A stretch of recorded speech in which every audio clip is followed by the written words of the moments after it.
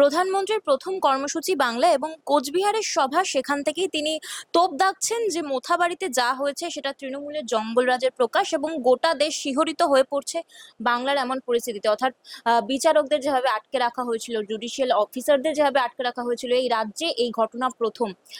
এই বিষয়টা নিয়ে প্রধানমন্ত্রী কটাক্ষ করেছেন, কি বলবেন? দেখুন, মোথাবাড়ির ঘটনায় কাদের হাত ছিল সেটা তৃণমূল একাধিকবার বলেছে। যারা বিজেপির অঙ্গুলি হেলনে বিভিন্ন জায়গায় সংখ্যালঘু ভোট ভাগ করে সেই মিমদের। কিন্তু আমি মনে করি যে প্রধানমন্ত্রীর অনেক বেশি চিন্তা হওয়া উচিত যে একটা রাজ্যের এত লক্ষ মানুষের নাম বাদ গিয়েছে, এত লক্ষ মহিলার নাম বাদ গিয়েছে। পশ্চিমবঙ্গে এখনো অব্দি 30 লক্ষ মহিলার নাম বাদ গিয়েছে।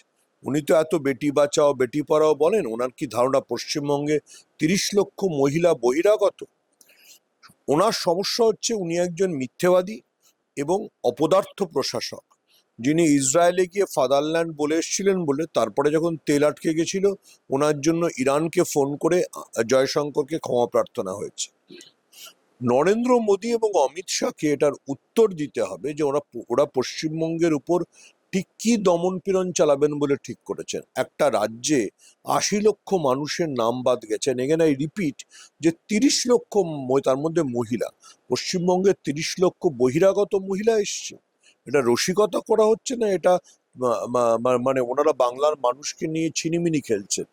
দেখুন, ওনারা যেন মনে রাখেন, আবারও আমি রিপিট করছি, অনেকবার বলেছি যে ভোটার তালিকা নিয়ে বা ভোটে কারচুপি করলে কি হয়। শেখ হাসিনাকে এখনো পালিয়ে এসে ভারতবর্ষে থাকতে হয়েছে। নেপালের প্রধানমন্ত্রী, পুরনো প্রধানমন্ত্রী মানে প্রাক্তন প্রধানমন্ত্রী কেপি ওলি নতুন সরকার আসার পরে তাদের জেলে ভরেছে। নরেন্দ্র মোদী যদি মনে করেন ভোটে কারচুপি করে বাঙালির উপর স্টিম রোলার চালিয়ে ওনার সুবিধা হবে, তাহলে যেন ভবিষ্যতে জেলে যাওয়ার জন্য তৈরি থাকেন। বাংলার মানুষ এটাকে ক্ষমা করবে না, এটা বাংলা, ওনাকে জেলে পাঠানো হবে। তৃণমূলের ইস্তেহার নিয়েও তিনি তোপ দাগিয়েছেন। তিনি বলছেন যে তৃণমূল ইস্তেহার প্রকাশ করেছে, কিন্তু সেই ইস্তেহার বাংলায় করা হয়নি। সেই কারণে বাংলা সংস্কৃতিকে অপমান করা হচ্ছে, অপমান করছে তৃণমূল। দেখুন, 2014 সালেও পশ্চিমবঙ্গে বিজেপি যখন নিজেদের প্রকাশ করেছিল তখন ওটাকে ইস্তাহারি বলা হয়েছিল। উনি বরঞ্চ বাংলার সংস্কৃতির আগে জানুন যে বঙ্কিমচন্দ্রকে বঙ্কিম দা বলা যায় না, রবীন্দ্রনাথকে রবীন্দ্রনাথ সান্যাল বলা যায় না, রামকৃষ্ণকে স্বামী রামকৃষ্ণ বলা যায় না। উনি আগে বাংলা সংস্কৃতিকে জানুন। টেলিপ্রম্পটার দেখে মানে মানে বক্তৃতা দেন, ভালো আছে। এর আগের বার উনি পদ্ম উচ্চারণ করতে গিয়ে এমন উচ্চারণ করেছিলেন যাতে বাংলার মানুষ লজ্জায় পড়ে গেছিল।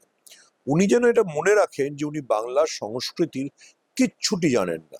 বাংলা মানে উনি রবীন্দ্রনাথের যে গানটাকে ওনারা ব্যবহার করেন, ওটা সোনার বাংলা না, ওটা সোনার বাংলা।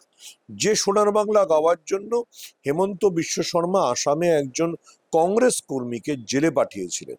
ফলে উনি আগে বাংলার সংস্কৃতিটা বুঝুন, এটা ধোকলা আর আদানিদের সংস্কৃতি নয়।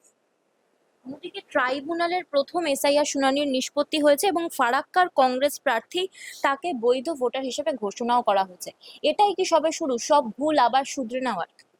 না, এটা এটা এটা প্রমাণ করে এই যে 40 লক্ষ বা 50 লক্ষ নাম যারা ট্রাইব্যুনালে যাবে তারা সবাই আসলে বৈধ ভোটার। প্রত্যেকটা চ্যালেঞ্জ করলেই প্রত্যেকটা ট্রাইব্যুনাল হলে প্রত্যেকে নাগরিক হিসেবে ফিরে পাবেন। ফারাক্কার মানে কংগ্রেস প্রার্থী যেহেতু সুপ্রিম কোর্টে গিয়েছিলেন এবং হাইকোর্টের প্রাক্তন বিচারপতি টি.এস. শিবজ্ঞানম উনি 1 মিনিটে ক্লিয়ার করে দিয়েছেন। 1 মিনিটে ক্লিয়ার করে দিয়েছেন। তাই এটা দেখে বুঝুন যে কাদের নাম কেন বাদ গেছে। একটা রসিকতা করা হয়েছে বাংলার মানুষদের সঙ্গে, নিষ্ঠুরতম রসিকতা। হাইকোর্টের আরেক প্রাক্তন বিচারপতি শাহিদুল্লাহ মুন্সির নাম বাদ হয়ে গেছিল। আপনি ভাবতে পারেন? আমি আবার বলছি, বাংলার বৈধ নাগরিকদের এই নির্বাচন কমিশনার, যিনি দালাল, যিনি একটা বিজেপির এজেন্ট, সেই জ্ঞানেশ কুমার উপরে ভ্যানিশ কুমার যা ভাবছেন, বাংলার মানুষ এই নির্বাচনে ওনাদের জবাব দেবে। যাদের নাম ইতিমধ্যে ডিলিটেড বা বিবেচনাধীনে রয়েছে তাদের অবস্থানটা কি হবে? কারণ ইতিমধ্যে কেন্দ্রীয় সরকার থেকে প্রত্যেকটি রাজ্যে ডিটেনশন ক্যাম্প তৈরি করার নির্দেশ দিয়ে দেওয়া হয়েছে। পশ্চিমবঙ্গে বিজেপি জিতবে না, ফলে ডিটেনশন ক্যাম্প হবেও না, সেটা মমতা বন্দ্যোপাধ্যায় বহুবার বলে দিয়েছেন। কিন্তু আপনি যে প্রশ্নটা করলেন সেটা ঠিক, বিজেপি আসলে বাঙালিকে ডিটেনশন ক্যাম্পে পাঠাতে চায়। আসামে যেমন পাঠিয়েছিল, আসামের মুখ্যমন্ত্রী হেমন্ত বিশ্ব শর্মা বাঙালিকে ডিটেনশন ক্যাম্পে পাঠাতে চায়, আর কংগ্রেস বলছে নিজে 52,000 কোটি টাকা আমেরিকায় নিয়ে গিয়েছে। নিজের বউয়ের, হেমন্ত বিশ্ব শর্মার বউয়ের 3টে বিদেশি পাসপোর্ট আছে, কংগ্রেস তথ্য দিয়ে বলেছে। তো হেমন্ত বিশ্ব শর্মা, যিনি বাঙালিকে ওখানে ডিটেনশন ক্যাম্পে পাঠিয়েছেন, তিনি এর জবাব দিতে পারবেন যে তিনি কেন বিদেশে টাকা পাচার করেছেন? তিনি আবারও বুঝতে হবে যে বিজেপি একটা বেসিক্যালি বাঙালি বিদ্বেষী, বাংলা বিদ্বেষী রাজনৈতিক দল।